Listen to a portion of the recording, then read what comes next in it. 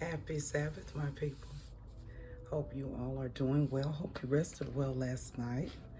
And I hope sometime today, in your day, you're able to get outside if it's not raining, or some may like being out in the rain while they're exercising. Get outside, get some fresh air, soak up some vitamin D. I did something today I don't always do, but it was a happy little treat for me. I slept in. I typically don't do a lot of sleeping in, especially on Saturdays. So that was a happy little treat, and I actually needed it. I actually needed it. This has been a very productive week, but my body needed the rest. So one thing you will also learn as you are on your ascension journey is to listen to your body. When your body needs rest, rest. Okay? It may be that you're working on a project for your business and you're putting in a lot of hours.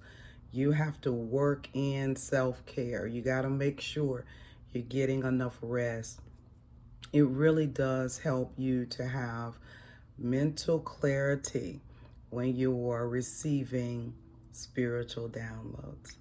Okay, so I know that the title probably caught your attention. When I'm thinking about these titles, I'm always thinking about something that will make someone look twice. So knowing that there was more, I've always known that there was more. There was more than what I was taught. There was more than what I grew up in so far as religion is concerned. There was more to this than doctrines, than dogmas, than traditions, than one book from Genesis to Revelation. I knew that there was more. I actually knew that there were things missing. I know that probably sounds strange, but in my quest, in my desire to know more, I found the information. And the first thing I want to tell you today is don't be afraid to be a seeker while you're on your ascension journey. I know sometimes because there is so much out there, people will discourage you that are around you, that are steeped in what you're trying to find answers to, and they will discourage you from seeking, more knowledge. Don't be discouraged. It may be a quest that you make alone. I certainly had to do it alone, and I was very careful. Even now, I'm very careful about who I speak to in regards to the knowledge that I have. And it's so readily available. It's literally like right in front of us, but a lot of times we don't seek. We just stick to what we have been told. And this is just not the time for that anymore. You have to research. If you are on you're going through a spiritual awakening, you're on an ascension journey, you're going higher into your higher levels of spiritual consciousness. We are spirit beings. We are cosmic beings wrapped in a flesh suit. So it's good to know how to operate from a spiritual being point of view. It's good to know how to implement science into your journey. Okay? And as I was growing up, knowing that there was more, but not really knowing which way to go with it, I was an adult before I really start trying to seek to find answers. I was never satisfied in just being like everybody else. I've always been different, always gone against the grain. That has caused a lot of heartache at times for me, because when you go against what the group is doing, you're always going to get that backlash. The backlash is to make you fall in line and to submit to what the group is doing. Well, you don't have to submit to groupthink when it comes to your spiritual journey. You have to choose the path that is right for you. Okay? You have to go the way that is right for you. Only you know that.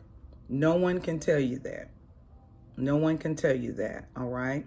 When I chose to come in relationship with the Holy Spirit, it was my choice. It wasn't because I was hearing a sermon every Sunday or every Wednesday or every Tuesday or every Thursday. Okay, I've done a lot of churching, guys. I've done a lot of churching. Okay, and still enjoy it. I still enjoy it. I just have it in a different perspective now. Okay, I don't see church as my only way of receiving information. All right, every day I'm receiving information, and I'm not within the four walls. I'm beyond the four walls because my relationship with the divine gives me access to that information.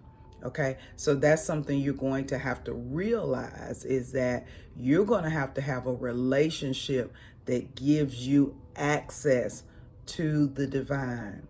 If you're sitting here watching this video and you're thinking, I mean, there are times I just feel like there's more. This because there is more. And that is your spirit giving you a nudge, your intuition saying, hey, keep digging. Keep digging. You literally have to become, and I've said this on my videos before, a spiritual archaeologist. You have to start digging up things. You have to start digging up things. And as you are digging, you're going to find that there are some things that you believe that were in error. Okay? And this is the thing that I oftentimes also tell people. Don't always think that someone just taught you wrong intentionally. There are times when we are taught things by people that really believe what they are teaching, okay? And they haven't researched. They don't really know that there is more surrounding what they are saying. If you are a seeker and you research things, you're going to know what it is, but you need to know what it is. You need to know it, and you don't need to just follow something because someone is telling you to do it. I don't care what religion it is. Okay, it doesn't matter. All religions are man-made. Your relationship is authentic. Always remember that. Okay, so it's not going to matter what you ascribe to, or what set of rules or organization that you connect to. You're still going to have your own relationship that allows you to seek, to research, to dig, because you want to be able in your ability to ascend, there is the ability to know more and to hold more information. All right, you're not going to be overloaded. You're not going to be confused. A lot of times when people are on an ascension journey, the confusion comes in you trying to share with the people that you're trying to move away from what you are experiencing, and they're going to always kick against that. They're not open to what you are experiencing. So I said it earlier, sometimes it's going to be a road that you walk alone until you start connecting with a soul family, a spirit family that is able to really understand what you're talking about and where you are going and what you are experiencing. The greatest thing I could have ever done, as I was growing up in ministry, I had, co-laborers in the gospel. I had those that collaborated with me on different conferences, women's conferences, singles conferences, stuff like that. That is how we all spoke the same language. So it was easy for us to get together and hash something out or plan something because we all speak the same language. When I began to really delve more into my spiritual practice, really fine-tuning my relationship with the divine, I began to meet other people, okay, that really started to dig into their spiritual awakening, their spiritual journey, their ascension journey, whatever you want to call it.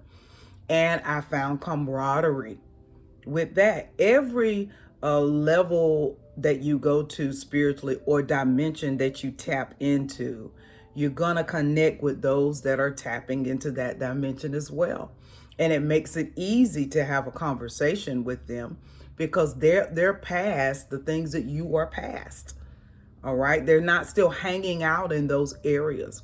I began to meet a lot of people that were like me, that understood there was more to my spiritual journey, my spiritual awakening, my walk with the Spirit than just what I have learned within the four walls. Okay. And then you always hear people say, well, just be careful. Be careful when you're researching like this. They gotta warn you. I'm telling you, you've got to really have a strong backbone. All right, because you'll get these warnings of people that have never stepped outside of anything, that are in a comfort zone themselves, that have never achieved outside of where they are right now. So you really got to stand sure-footed when you are moving into this. All right. And it's really not a new thing.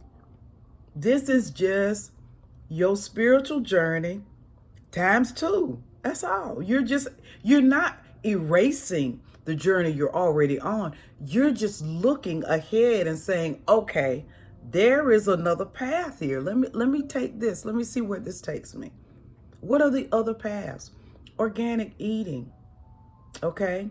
If you're used to praying, and when I say pray, if you're used to praying, thinking that God is outside of yourself, begin to meditate.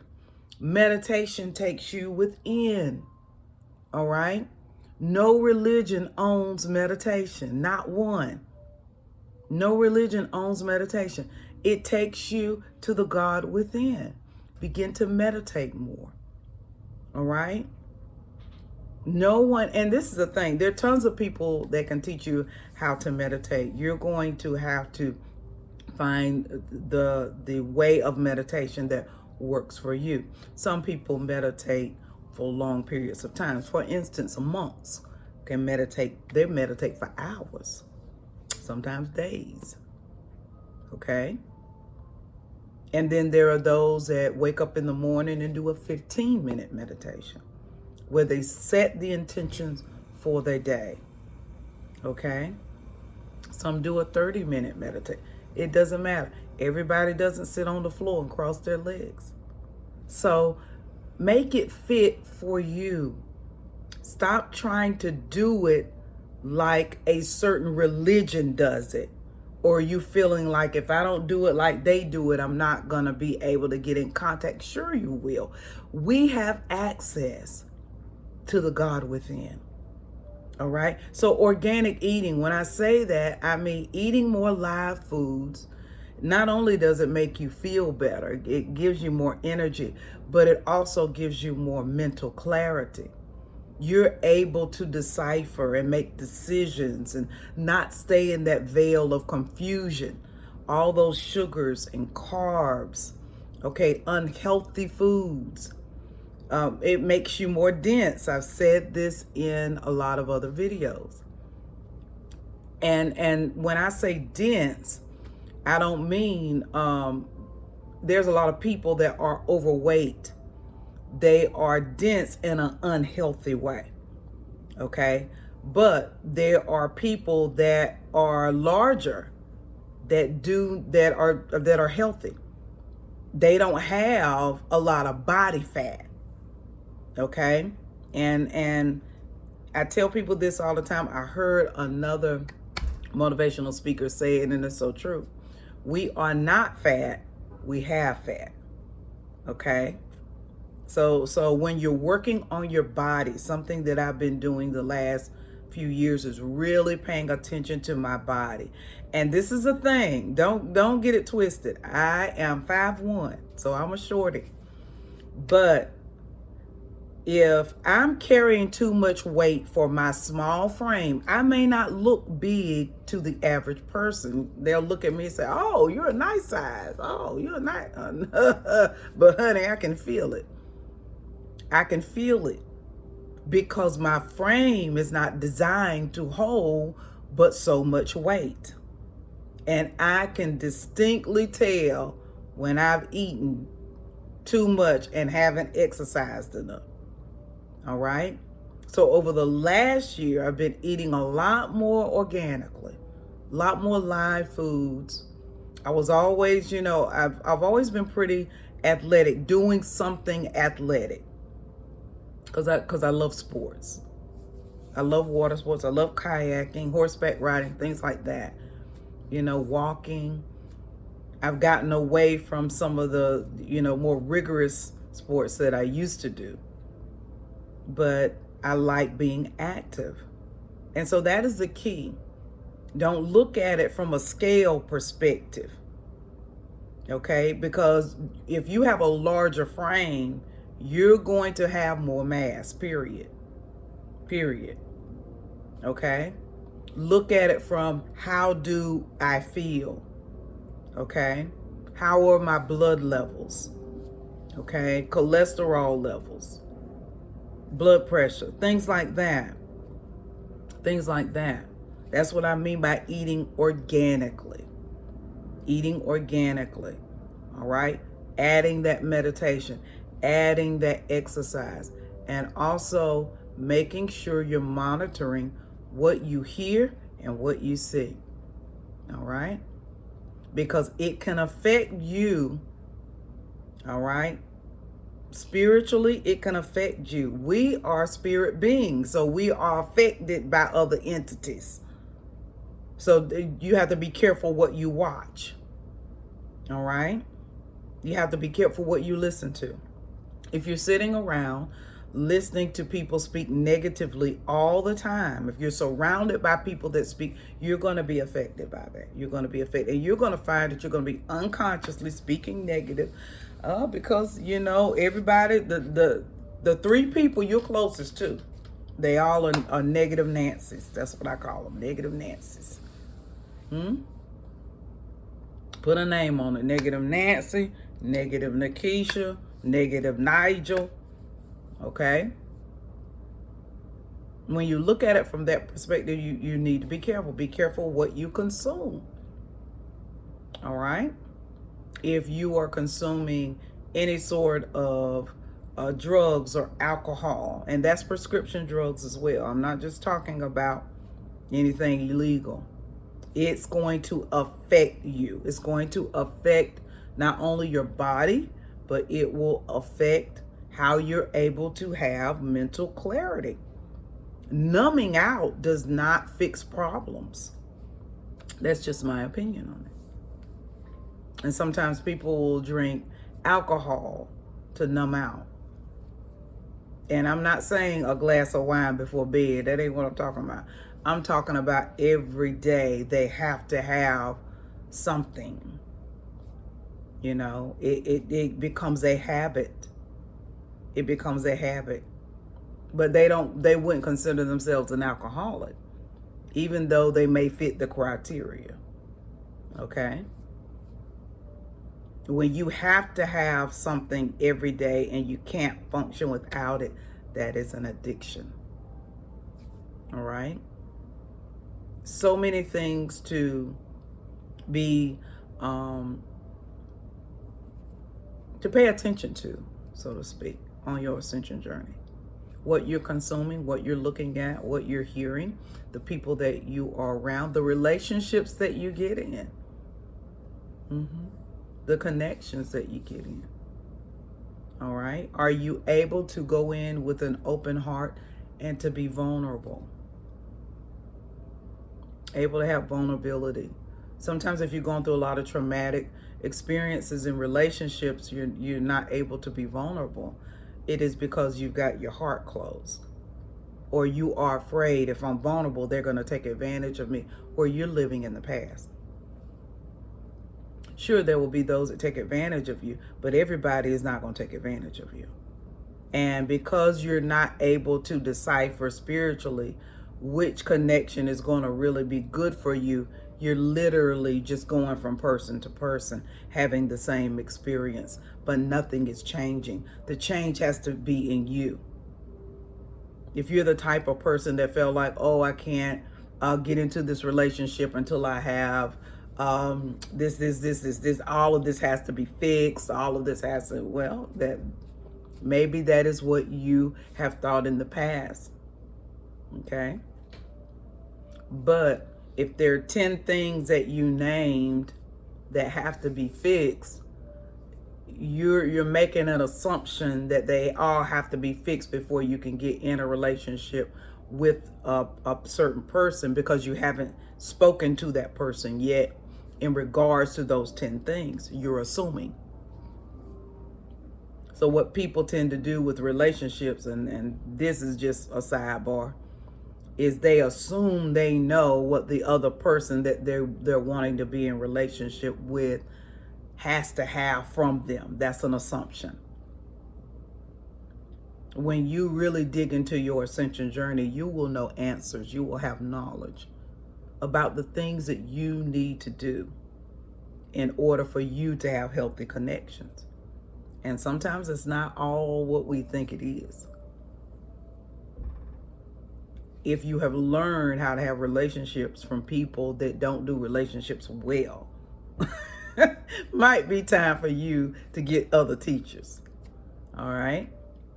It is difficult to follow the pattern of people that haven't done things well. Okay. Or people that are in relationships for a long period of time, but it's still not a healthy relationship. Okay. You haven't helped yourself any. What ascension does is it really helps you to dig into yourself. What are the things that I need to do to change me? You can't change another person. You can't make another person accept you for who you are. But what I know to be true, and I've experienced this on many occasions, is that the right person at the right time will accept you for who you are as you are right now. And they don't come in your life to change who you are. Okay? Their change is within them. All right? And then they tell you what their deal breakers are. All right? And what is important to them. But they're included in that conversation. You can't make that decision without that discussion. So that was a little relationship sidebar. So while you're on your ascension journey, yes, there is more. Keep digging. Keep seeking. Add the organic eating.